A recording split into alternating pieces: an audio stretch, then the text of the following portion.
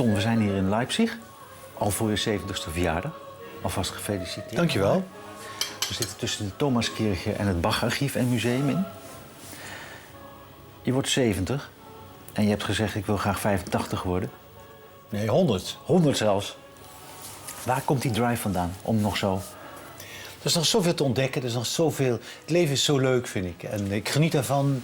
Ik geniet van mijn kleinkinderen. Ik geniet van het muziek maken, het reizen, het verzamelen van boeken en prenten. Er is nog zoveel te doen, er is nog helemaal geen reden om te stoppen. Je hebt alle kantaten ooit opgenomen, dus je bent vaker in Leipzig geweest. Ja. De eerste keer dat je naar Leipzig ging, was het eigenlijk als jongetje hè? Al een droom om naar Leipzig te gaan? Ja, ik was net op het conservatorium. En toen bood een vriendje aan, die kon met de auto van zijn vader, kon die lenen. Een witte Volvo. Ik herinner me nog heel goed dat we gingen in de DDR-tijd hier door dit land. En die auto die was binnen een mum van tijd hartstikke zwart van het bruinkool. En we kwamen als toeristen hier in de Thomaskerk. We hebben andere Bach-plekken ook bezocht. En ja, dat was wel heel bijzonder. Heel adembenemend, vind ik. Thomaskerk binnen te lopen en te denken... Nou, hier was Bach. Ja. De grootste mens voor mij uit de muziekgeschiedenis. En toen ik later uitgenodigd werd om een orgelconcert te spelen... dat was misschien het begin van de 80e jaren, nog in de DDR-tijd ook... je speelt en je voelt die strenge blik van Bach achter je. Die echt streng kijkt wat hij zit te doen, wat ik zit te doen. En waar je denkt van, ik hoop dat hij het goed vindt. Oh, maar hè?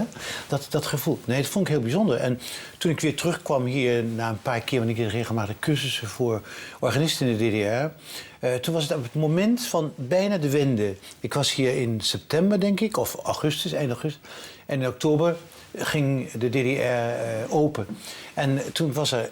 ik speelde hier in de Thomaskerk, maar bij de Nicolaikerk, echt een paar straten verder... daar stonden duizenden mensen op de straat die stil stonden te protesteren. En iedereen wist hoe gevaarlijk het was. Het had helemaal mis kunnen gaan. En dat iedereen zich zo rustig en bedaard heeft gedragen. Een hele bijzondere tijd, vond ik.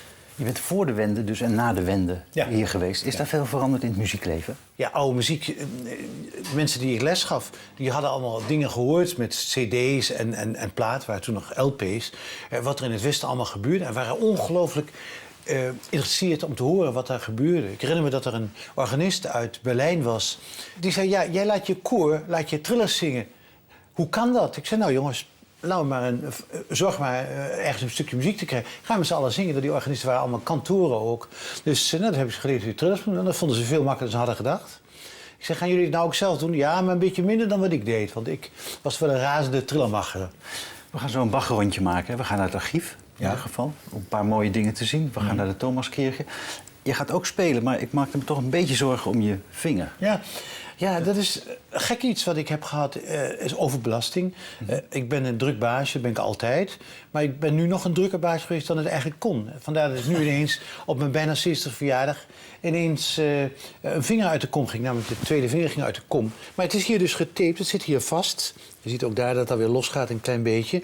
En dat maakt dat die vinger in de kom gehouden wordt. Het is getaped, bijna tegen die vinger. Maar ik kan ermee spelen. Bach was de grote schuldige, want het was de 6e partita van Bach... met grote grepen en een chromatische fantasie waar het gebeurde. Ik heb toch een beetje gespannen gespeeld. Hoe dan ook, ik ben blij dat ik kan spelen. En ik ga ervan uit dat het toch nog steeds nog tot mijn 100ste kan. Weet ons staartje op en dan gaan we naar de Thomaskirche. Hartstikke goed. Oké.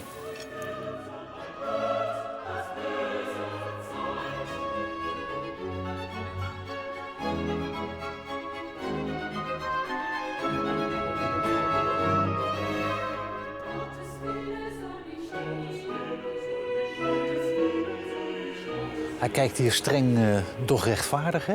Ja, maar Bach keek altijd heel streng. Ik denk dat hij een hele hoge lat had voor de kwaliteit die hij wilde. En dat zie je hier ook. En hij is heel zelfbewust, hè? Ja.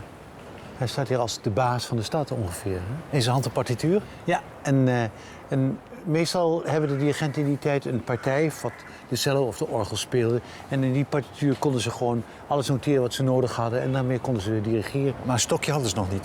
Nee, stokje, nee. Als ze een stokje hadden was het niet om te dirigeren, maar om te timmeren. Toch gek, hè? Alles is hier Bach, hè, om ons heen. Ja. Mendelssohn en Schumann hebben natuurlijk ook gewoond, maar het is nu vooral Bach. Toch gek dat hij eigenlijk toen hij na zijn dood is hij eigenlijk toch wel redelijk in de vergetelheid geraakt. Of zijn muziek. Ja, hij was echt al in de tijd hier in Leipzig, toen hij hier werkte, was een soort geheimtip.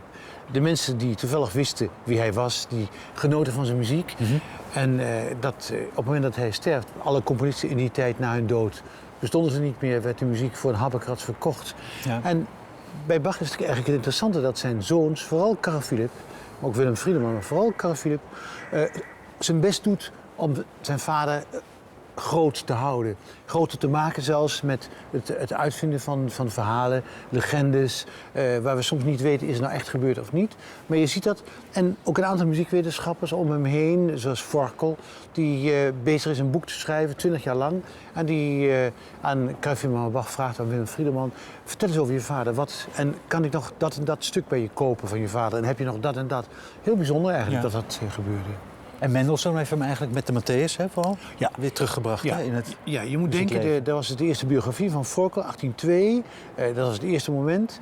En daarna de uitvoering van de Matthäuspassion in Berlijn, dat was de Zingacademie, dat was het grote moment. En dat was vooral een groot moment omdat niet alleen de jonge, briljante muzikus Mendelssohn dat leidde, maar ook de jonge keizer was erbij. En ik denk die twee mensen samen hebben gemaakt dat Bach weer helemaal terug was. Nou, de Matthäus ging hier in première, zo naar binnen gaan? Ja.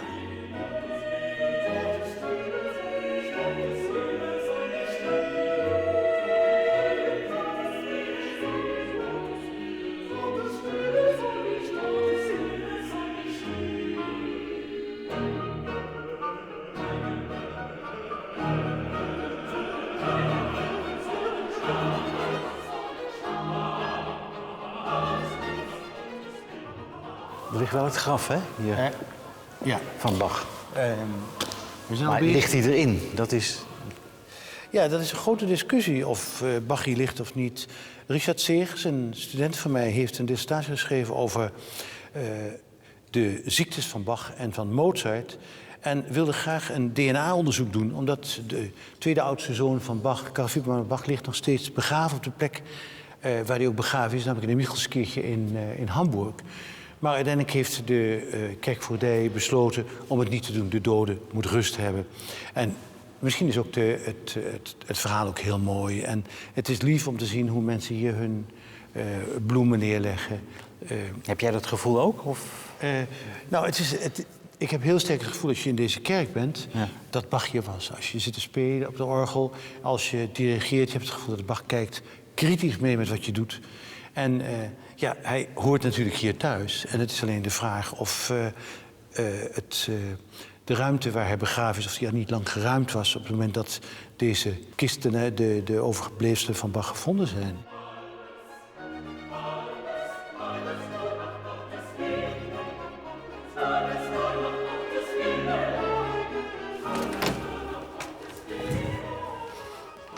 Ja, dit is het portaal. We weten dat Bach hier doorgelopen is. Het is natuurlijk allemaal heel veel veranderd. Maar dat is ook een mooi verhaal. Want weet je wel, er zijn weinig dingen bekend van Bach eigenlijk wat hij in zijn persoonlijke leven gedaan heeft. Ja. En heel veel anekdotes. Een van de anekdotes die speelt zich hier af. Bach staat onder de trap te wachten tot jongetjes naar beneden komen. Want een van de jongetjes heeft zich kennelijk enorm misdragen of heeft heel slecht gezongen. Een stuk hout in zijn hand, klaar.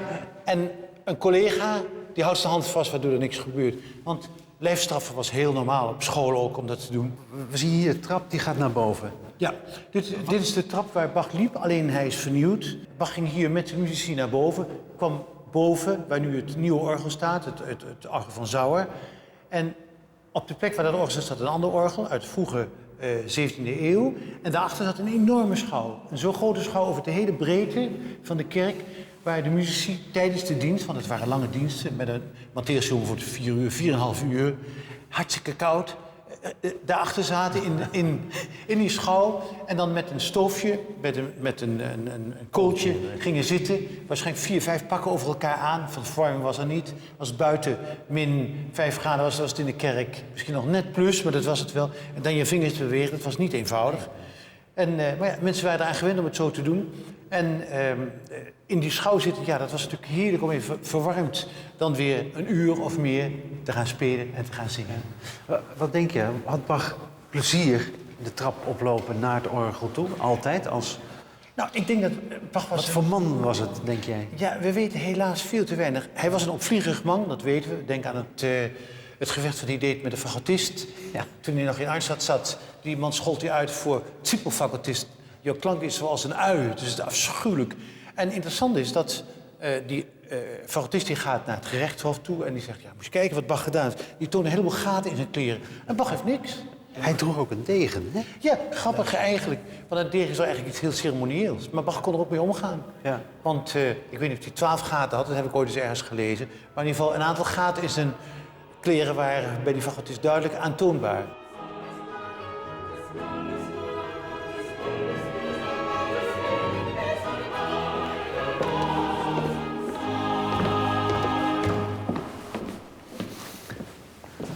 Het is wel ongelooflijk, hè, Tom?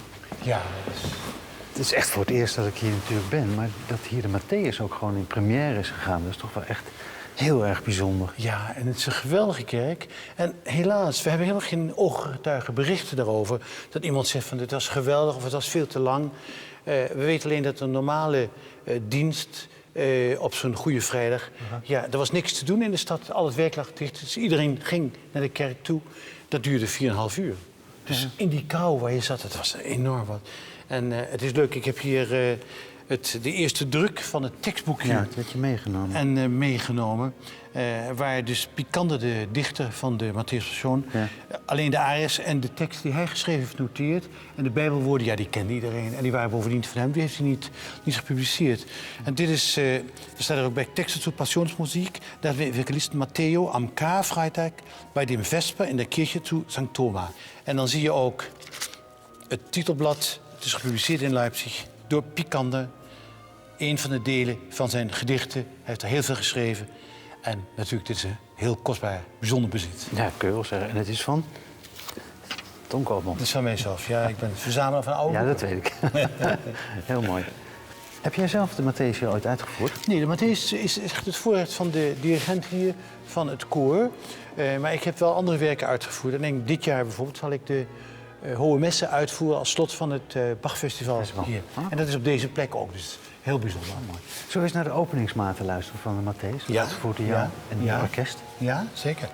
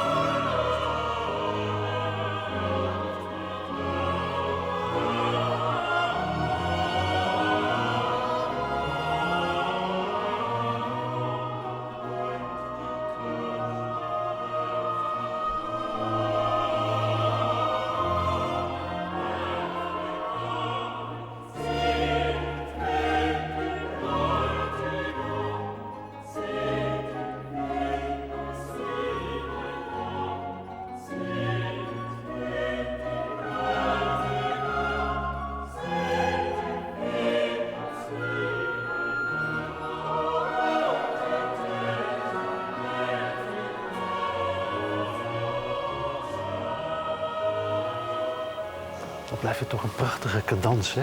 Aan het begin. 12/8. Wat een meesterwerk. Ja. Hanan Koerdi heeft het vergeleken met een totemtans. Dat was een enorme traditie uit de middeleeuwen... waar de dans van de dood geschreven werd op de wand... geschilderd werd op een doek of op een stuk hout. En hij zegt, ja, dat is een typisch element daarvan. Hoe was dat in Bach's tijd? Stond het hier opgesteld? Gewoon ook? Ja, alleen het koor was heel veel kleiner. Het was helemaal niet stereofonisch. Misschien, we weten het niet precies, maar waarschijnlijk stonden de contrabassen naast elkaar. De blazers van de beide koren bij elkaar. Het was een veel compactere opstelling dan mensen graag in onze tijd... die gewend zijn aan stereofonie, willen denken. En het was interessant. De beide koren en orkesten waren dus hier in deze kleine oppervlakte. En aan de overkant, daar hing het kleine orgeltje. Daar bij het kruis, hè? Daar bij het kruis, waar... het koor van de jongetjes die niet goed konden zingen... het koraal zongen met een harde orgelbegeleiding... om te overleven. Dat Olam Gott ist unschuldig. Natuurlijk een geweldig effect, die ze afstand waarbij het koraal in dat stuk verweven wordt. Ja. We weten niks over de receptie. Niemand heeft iets geschreven over... dit was een meesterwerk. Het waren ongelooflijk gelukkig om daarbij te zijn. We weten niks. We weten alleen dat op Goede Vrijdag in Leipzig... zoals in alle steden, het hele leven is gestopt. Er was alleen maar de Matthäuspassion waar je naartoe kon gaan. En het was allemaal klein. Er is een enorme discussie, al jarenlang gaande... door Joshua Rifkin uit Amerika begonnen. Had Bach überhaupt een koor of waren het alleen maar solisten-ensembles? Bach had een school waar heel veel jongens kwamen zingen. Die gingen daar naar binnen op hun 12e jaar... En vroeger was het breken van de stem veel later als tegenwoordig. 16 was normaal dat je nog als jongetje kon zingen. Soms tot je 18e. En soms, een enkele uitzondering, weet je één geval bij Bach... waar een jongetje van 20 zijn stem een keer stembreuk heeft gehad... en dus verdwijnt uit het koor. En Bach vraagt, kun je alsjeblieft een briefje schrijven... dat ik allemaal gedaan heb. Dus daarom weten we het per ongeluk. Dus het waren... oude jongens, moet je zeggen. En Bachs probleem was niet jongetjes. Ik denk dat daar hele goede elementen waren. Maar het probleem was de bassen en de tenoren. Die waren heel jong. En een groep, Bach zegt zelf... als het mogelijk is wil ik graag 4 mensen per partij hebben. Hij kon in de Matthäuspersoon met de dubbelkorigheid... meer hebben als hij wilde. Want er waren een kind of 55 ongeveer die zong bij hem. Daar werden 4 koren uitgemaakt... 1 koor was de kinderen die niet konden zingen... die door vriendjespolitiek op de Thomasschool waren toegelaten. Dan waren er 2 koren gemaakt van zeg maar ongeveer 10 mensen per koortje, 10 tot 12... van de kinderen die over enige tijd bruikbaar waren. En dan was er een elitekoor, Bachs eigen koor, nummer 1... een koor van tussen de 16 en de 20... die echt konden zingen. En Bach noemt dat dan bruikbaar. Dus hij is ook nog tamelijk mager met zijn lof voor dit koor. Dirigeerde hij zelf? Bach... of staat hij achter het orgel? Ik denk, Bach... Men weet van hem dat hij heel graag altviool speelde. Dat hij vanuit de altviool het ensemble leidde. Maar ik denk bij de grote koren, die dubbelkorigheid... is hij opgestaan met een stok in zijn hand. Echt een stok waarmee hij ook de kinderen soms sloeg. En soms was het ook gewoon een stok om echt de maat te slaan. En soms was het een stok om aan te wijzen... in een koorboek waar je was. Jongens, pas op, je moet daar. Binnenkort ga je hem doen, hè, weer in Nederland. Ja, het is leuk. We maken een grote tournee met maar 2 concerten in Nederland. Daar speel je zelf wel orgel. Ja. Ik speel geen altviool en ik leid vanaf het orgel. En bepaalde dingen speel ik niet mee. Het wordt door mijn collega-organist gedaan, in dit geval mijn vrouw. En andere dingen speel ik heel graag zelf. Want het is heel leuk om muzikus te zijn als primus inter pares met de anderen. Ja. Zullen we daar naar gaan luisteren? Ja.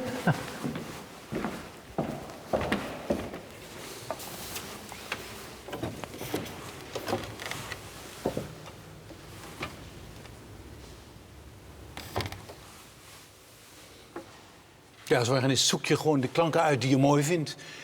Op een orgel, wat kun je mooi combineren en wat kun je niet combineren. Hangt van het stuk af wat je speelt, hangt van de kerk af, hangt van de bouwer af.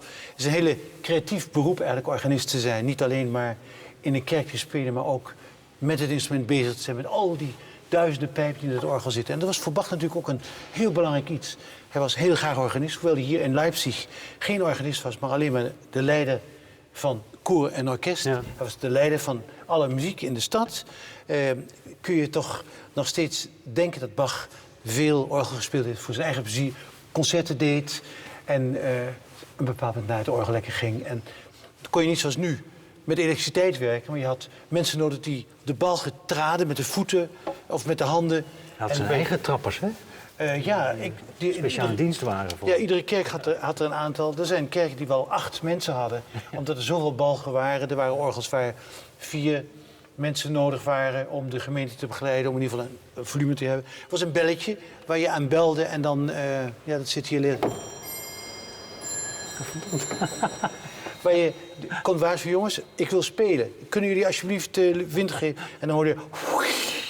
En dan kwam de wind tevoorschijn en dan deed het orgel het weer. Bach was een groot improvisator, hè? Dat is natuurlijk ook bekend. Heb jij dat ook geleerd van jongs af aan? Want jij zat al heel jong in de kerk als organist. Ja, je was natuurlijk gewend om gewoon je vingers te bewegen. En dat was ook heel leuk. Natuurlijk, mensen als Bach waren de grote improvisator. Jij bent maar een amateur in verhouding met wat zij konden. Maar je had bijvoorbeeld ook, zoals bij Bach, dat hij een fuga-thema had bedacht. En dan maakte hij een stuk als...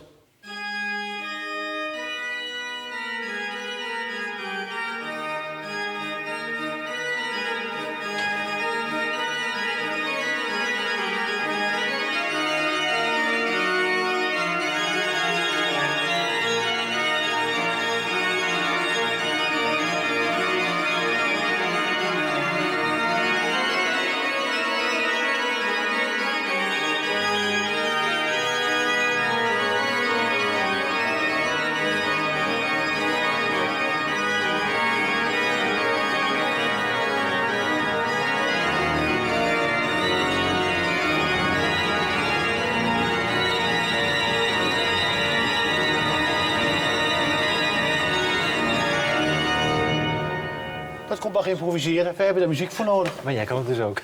Nou ja, dat is wel een bestaand stuk van Bach. Ah, fantastisch. Maar dat is het leuke van een orgel. Ieder orgel is anders en ieder orgel inspireert weer. En natuurlijk, wanneer een orgel een slecht instrument is, dan inspireert het niet. Dan wil je heel snel een koffie. Is het een mooi instrument, dan wil je nooit koffie voor je door. Dat kan me heel goed voorstellen. Je gaat zo ook een stuk van Bach spelen. Ja. Er wordt heel veel gesproken over die drie-eenheid bij Bach. En de volmaaktheid van Bach. Ik vind het bijzonder in zo'n stuk, zoals het Ich rufe zu dir, Jezus Christus, het Orgelbüchlein, dat je hoort dat hij immens betrokken was bij de muziek van de kerk, bij de koralen, dat hij immens betrokken was bij de muziek in de eredienst. En ook dat God een belangrijk iemand voor hem was, een belangrijke persoon. Hij was niet de vijfde evangelist, ik geloof daar niet in, maar hij was wel iemand die een heel gelovig mens was, zoals iedereen. En ik vind dat hoor je in zo'n stuk ongelooflijk goed. En in dit geval gaat het dan over één van de drie eenheid, namelijk Herr Jezus Christus.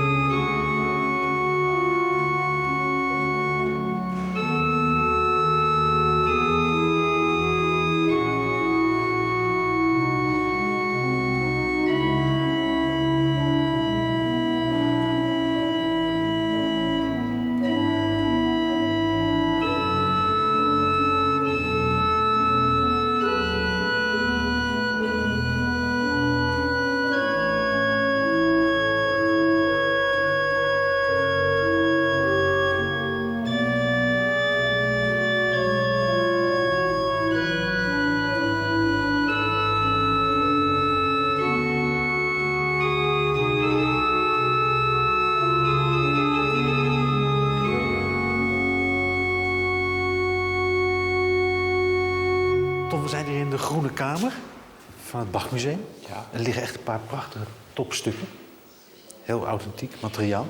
Ja, dit is voor een verzamelaar van oude druk- en handschriften is het natuurlijk een meraboire. Wanneer vind je zoveel mooie Bach-handschriften, voor een deel door Bach zelf, door Anna Magdalena geschreven en door alle medewerkers bij elkaar. Dat is geweldig. Ja. We hadden het net op het koor hadden we het al over die Thomas Schule. Hè? Hij was hier kantor. Wat betekent dat precies? Officieel heette dat dat hij de basis over het hele muziekleven in Leipzig. In de kerken natuurlijk. Hij gaf ook les op school. En Bach besliste een beetje wat er gebeurde. Er waren concerten in de verschillende caféhuizen hier. En daar werd natuurlijk, als er concerten waren, werd er niet koffie gedronken, maar bils gedronken, denk ik. En Bach deed daar aan mee. De universiteit was er. En waar wij nu staan is eigenlijk het Bosehuis. Bose was een bevriend rijk man in Leipzig. Woonde tegenover de Thomas Schule, die aan de andere kant staat. En Bach stond peetoom bij kinderen van Bose. En hij en zijn vrouw omgekeerd. Dus het was echt een lieve vriendschap, denk ik, die tussen deze twee families was. En het is heel bijzonder dat hier het Bach Museum geland is, al heel tijd geleden. En wat een schatten. Ja.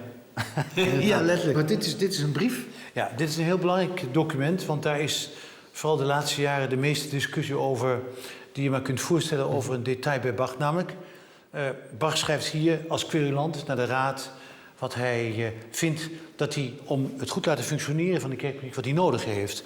En hij zegt, ja jongens, luister, dat kan helemaal niet zo. Ik heb zoveel hobo's, maar ik heb er zoveel nodig. Hoe kun je nou de muziek uitvoeren die ik wil doen op het niveau waarop ik dat wil doen? En vraagt ze aan de raad, alsjeblieft, zorg ervoor dat het verandert. Vraag ook om meer geld voor studenten van de universiteit mee te laten doen. Want Bach schrijft ook zelf, ook daarin, ja, wie werkt je nou voor niks? Dus je moet geld hebben, zoals in de tijd van Kuno, zijn voorganger, om beurzen aan studenten te geven die meespelen bij de kantaanuitvoering. Hij heeft ze nodig. En de discussie gaat ook hier over hoeveel mensen hebben er eigenlijk in zijn koor gezongen, hoeveel mensen waren er in zijn orkest. Bach schrijft een document, in ieder geval dat is mijn lezing, waarin hij heel duidelijk zegt, jullie stomme idioot, dat jullie dat niet begrijpen. Het is echt een toch tamelijk heet gebakend document. Hij zegt, ik heb in ieder geval 3 mensen per partij nodig en liefst 4. Ik heb zoveel eerste violen nodig, 3. En hij zegt precies wat hij dan niet heeft. En dan kom je tot de conclusie dat kantaten die hij uitgevoerd heeft, kon hij niet uitvoeren, want hij had ze niet. Dus hij had ze wel. Dus Bach is hier heel duidelijk bezig om stennis te maken. En te zeggen, jongens, jullie zijn domme mensen, die hebben geen idee van wat er voor mij belangrijk is. Maar doe er wat aan. Ja. We weten ook dat hij vlak daarna een keer betaald wordt voor externe studenten die meedoen. Hij krijgt daar een half jaar salaris voor om mensen die externe studenten van de Thomasschule zijn, muziekles te geven. Dus Bach had al een slimme manier gevonden om het geheel te overleven. En we weten het ook uit een document wat hier onlangs tevoorschijn kwam in het archief hier in Leipzig zelf, waar een jongetje uit het koor in zijn partij geschreven heeft wie er met hem in de sopraan zongen. En dan zie je dat, als men zegt, ja, er was maar 1 sopraan die daar zong, dan zie je dat hij schrijft 1 keer 5 sopranen op. Bij de meeste keren was het 6, 7 en 1 keer zelfs 8 sopranen die zongen. Dus Bach was lastig, maar hij ging voor kwaliteit. En dat kun je begrijpen.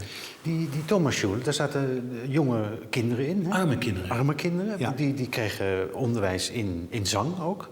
Ja, ze kregen vooral onderwijs in het algemeen. Aha. Ook Latijnse les. Ja. En in ruil daarvoor moesten ze zingen. Er waren rijke patriciërs in Leipzig die geld gaven om die kinderen te onderhouden. En de kinderen gingen langs de huizen, als courende heet dat in het Duits, gingen daar koralen zingen en kregen dan aalmoezen. Die aalmoezen werden verdeeld in een bepaalde sleutel, zongen in een kerk.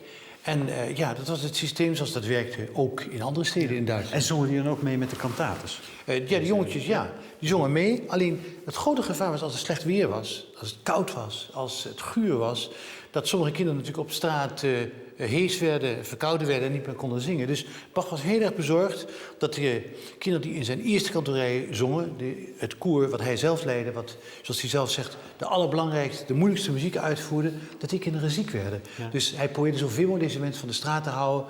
Die andere koor die er waren, koor 2 en 3, die werden door assistenten gedaan. En koor 4, dat waren überhaupt de onbruikbare jongetjes. Zullen we naar deze gaan? Ja. Dit lees jij? Ja, dit is makkelijk te lezen. Dit is een autograaf van Bach, heeft hij zelf geschreven. Dit is een kantaat uit de 3e jaargang dat hij in Leipzig was. En hij heeft daar een aria aan toegevoegd. Dit zie je hier ook, hoe prachtig geschreven dat is. Want heel vaak werd een kantaat die opnieuw uitgevoerd werd voorzien van nieuwe dingen. Bach veranderde steeds. Hij was iemand die polijste. Het kon altijd nog beter. En iedere keer zocht hij daarna.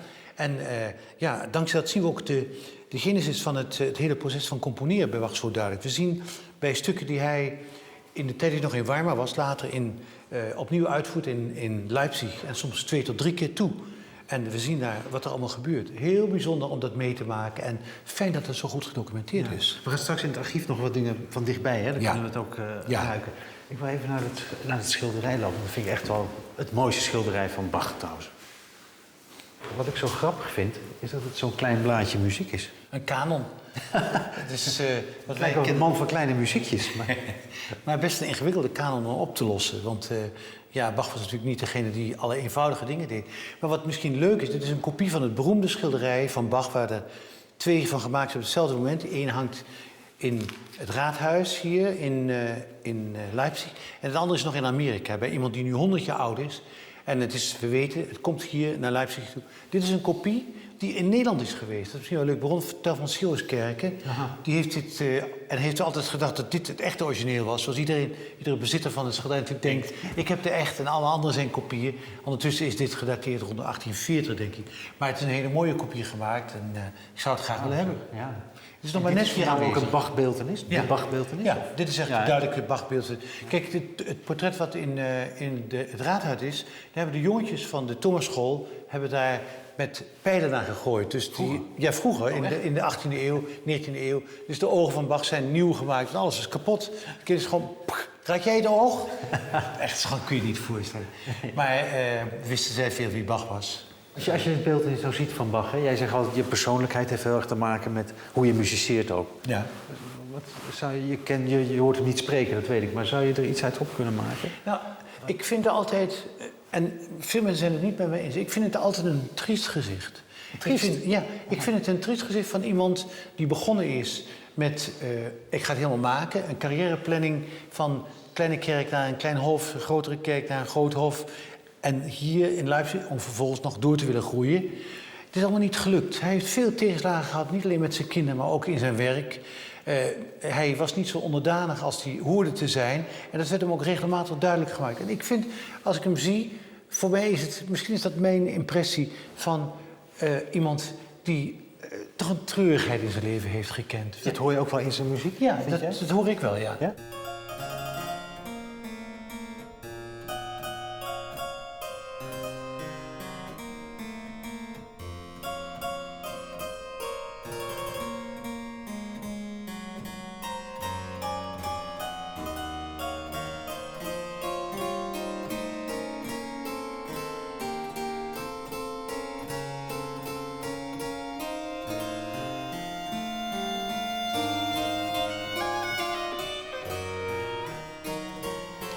Wat een geweldig moment, hè, dat die viool binnenzet. Vind je niet? Ja. Het is echt ongelooflijk. Het klavecin wat zulke prachtige, mooie akkoorden speelt.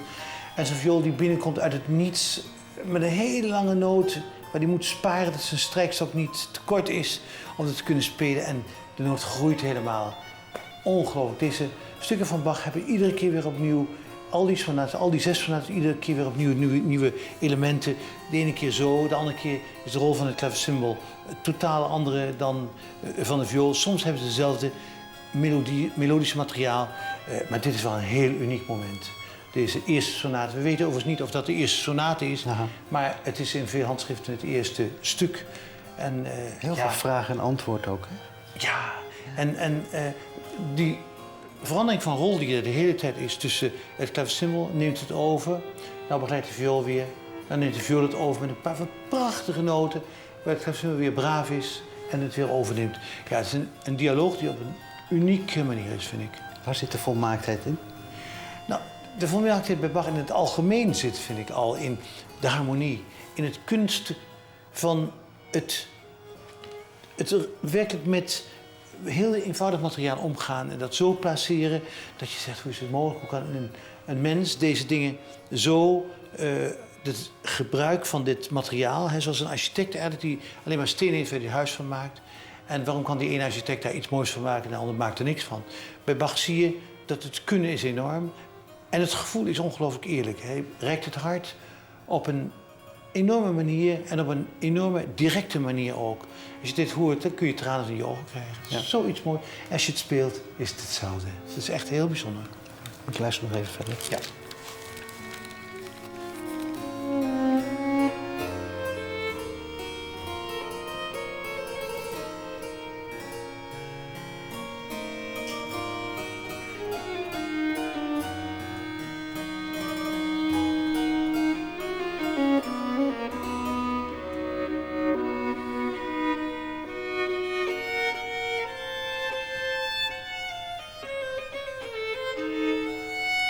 Het leuke is ook dat je hoort dat je op een klaversymbol kan het klinken als een nagelkist, als spijkers.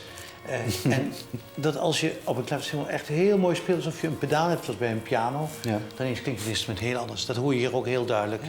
En dat is niet omdat ik speel, maar dat is de manier zoals men in Bachs tijd gespeeld heeft. Men heeft geprobeerd, met een instrument dat geen pedaal heeft, zoals een piano, ongelooflijk muzikaal te spelen. En ja, dat is een kunst om dat bij zo'n stuk te doen.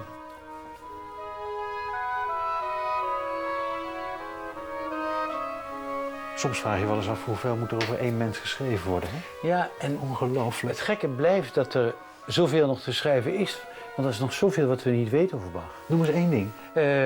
Nou, we weten heel weinig over zijn persoonlijke leven. We weten wel hoe het met zijn kinderen gegaan is en hoeveel er overleden zijn en zo. Maar we weten helemaal niet hoe hij dacht. Alle brieven die er zijn geen persoonlijke brieven. Dus dat is eigenlijk heel jammer. Ik pak één boek uit de kast, maar dat is niet zo verwonderlijk. Van Christoph Wolff. Ja. Jarenlang de man van het Bach-archief geweest. Ja, hij vertrekt nu en die biografie is ongelooflijk mooi geschreven. Ja. Het is iemand, hij houdt van Bach, dat lees je ook. Veel circumstantial evidence is daar. Want heel veel dingen moet je invullen, we weten het niet. Maar heel bijzonder, heel leuk om te lezen. Ook in het Nederlands vertaald. Ja. En Bach, de geleerde muzikus, geloof ik heet het. En het wordt steeds weer updated. Zullen we naar de tafel lopen waar we straks de partituren gaan zien? Ja, dat is goed. Het is allemaal wel fantastisch gedocumenteerd, hè? Ja. Alles. Dus je ziet wat er allemaal geschreven is over één componist, hè? Dat is uniek. En nog steeds weten we nog zo weinig. Ja. Je hebt heel veel research gedaan, hè?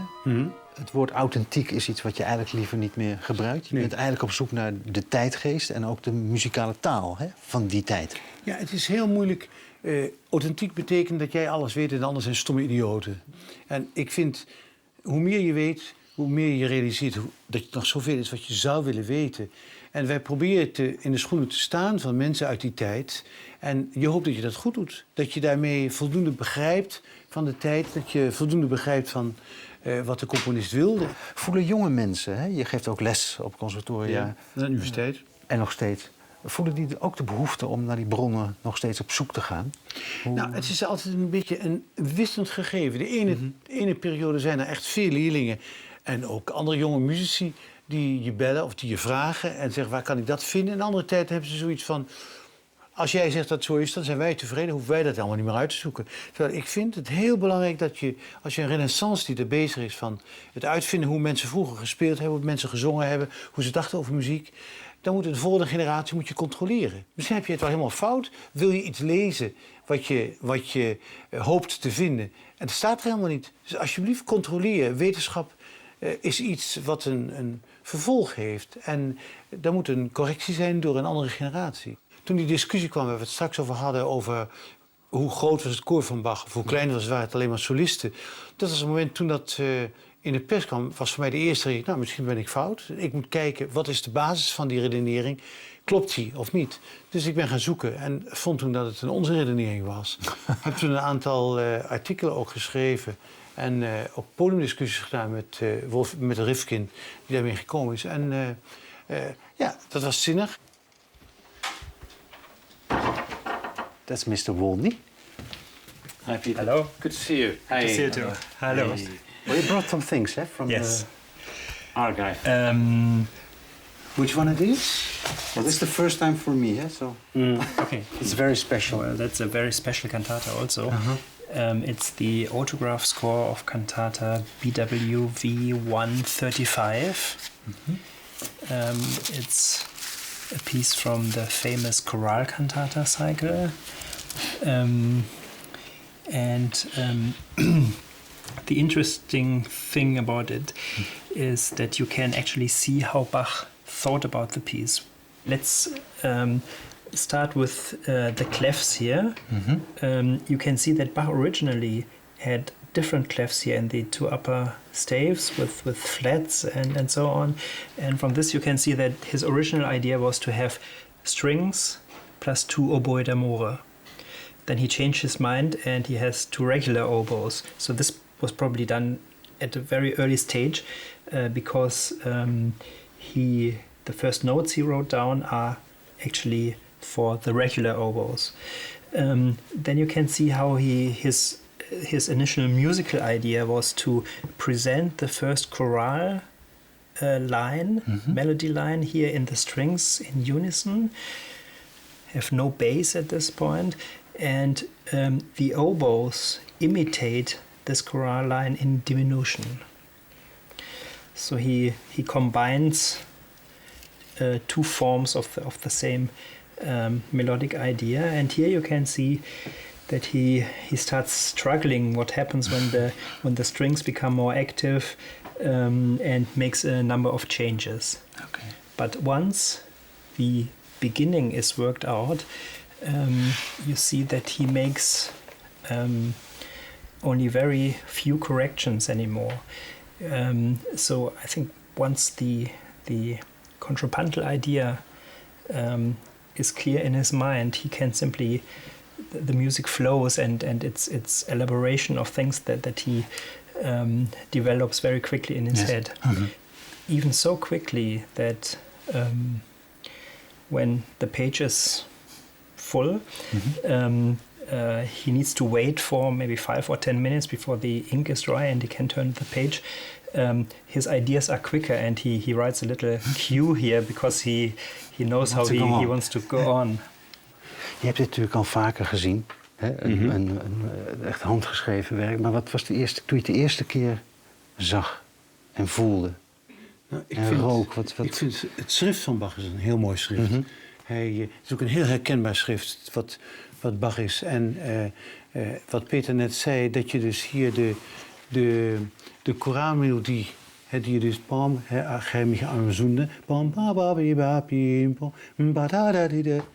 hoe Bach als architect eigenlijk met bouwstenen werkt. Heel bijzonder. En het is ook leuk om te zien dat hij heeft hier niet altijd zitten knokken. Dit is niet een stuk waar hij heeft zitten knokken, maar hij heeft wel nog opnieuw het probeert mooier te maken. Ja. Bach on work in progress. Ja.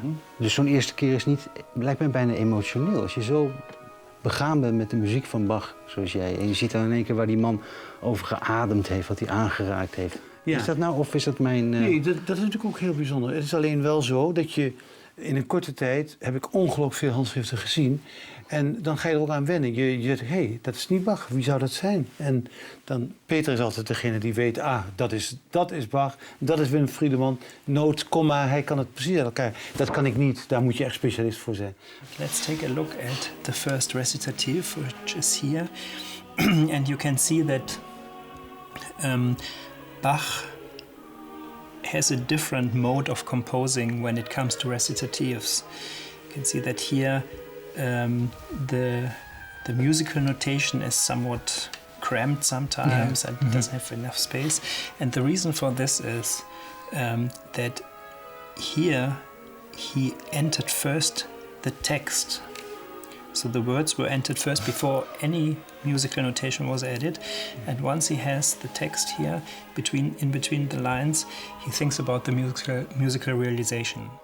Over de tekst was niet altijd iedereen zo enthousiast, hè, geloof ik.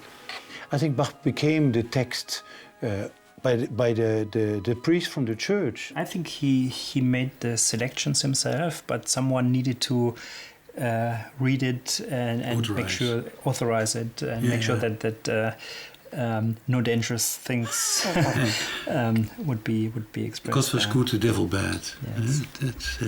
Hij heeft mij ooit een keer laten zien een heel mooi handschrift, wat 150 jaar lang niet meer waargenomen was, van een partita voor klavecimbal. Een handschrift wat Peter was zelf hier in dienst, zoals altijd een muzikoloog aanwezig is. En hij had het geluk dat er een oud mannetje binnenkwam met een paar fotocopieën van die klaviermanuscript. En hij zag tegelijk dat daar een gedicht in stond wat sinds 1850 niet meer gezien was. En hij heeft kans gezien om dat exemplaar te krijgen. Is Leihgabe, hè? Ja. Ja, zo is on loan hier. En dat is een geweldig belangrijk document. Ook omdat het een versie van de tweede partita geeft die weer anders is dan we kennen. En als het mogelijk is, if it would be possible to get that here, it would be nice to see it. Ja. Wij mogen zelf niet het archief in, hè? Die kluis. Dat mag niemand. Dat mag niemand. En de discussie is, moet je handschoenen aandoen als je oude handschrift in je hand neemt, al of niet? Ik vind van niet en ik was blij net te horen dat ook hier de archivaris zegt dat het eigenlijk beter is gewoon met je handen te pakken.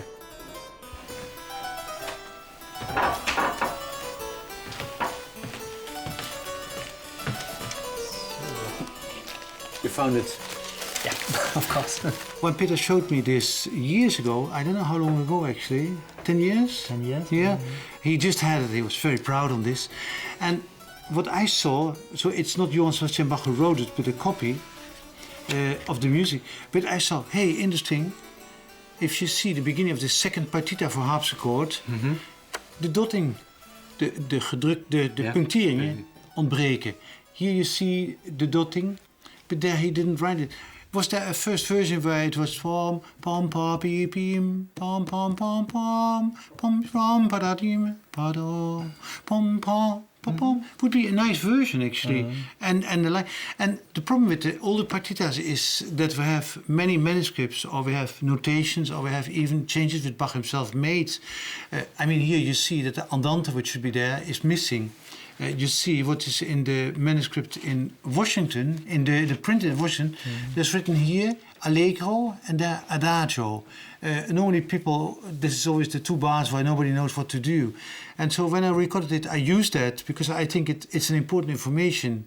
And according to Christoph Wolff, it's really from Bach, and it works very well. If you and pom pim pom pom pom pom pom pom pom pa da da da da da team pa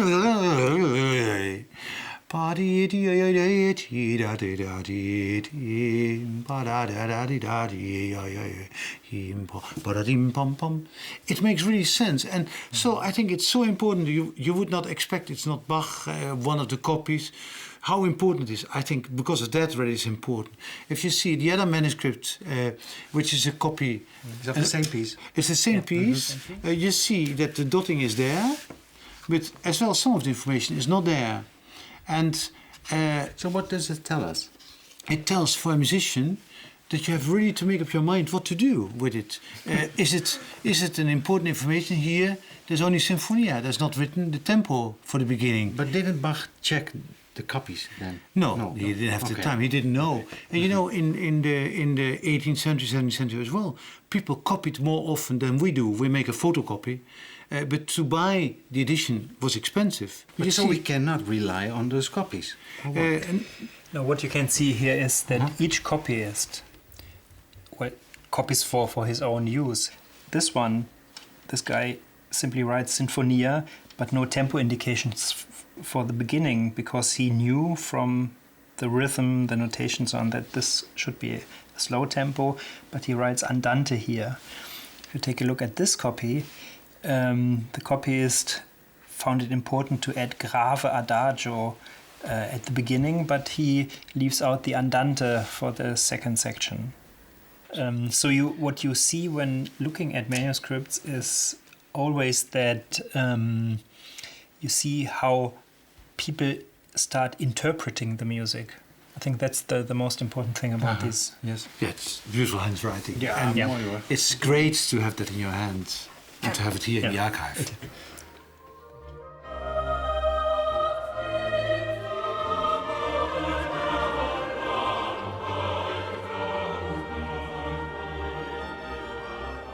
Goede vriend en Bach-autoriteit Christoph Wolff zegt over Ton Koopman: ik kijk erg tegen hem op, omdat hij net zo'n veelzijdige muzikant is als Johann Sebastian Bach.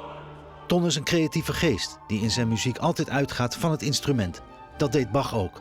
Koopman ontdekte mogelijkheden van een orkest of een koor terwijl hij orgel speelt.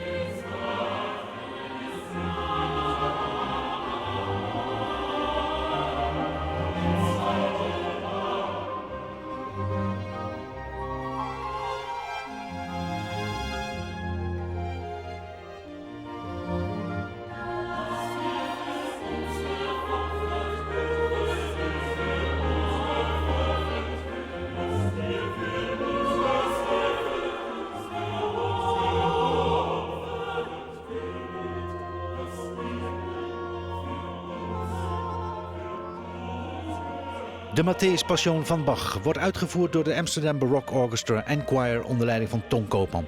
En wel op 9 april in het Concertgebouw in Amsterdam en zondag 13 april in de Sint-Jans-Basiliek in Laren. En er is nog veel meer Bach. Op onze website een interview met Christoph Wolff, de schrijver van het wereldwijd bejubelde standaardwerk over leven en werk van Johann Sebastian Bach.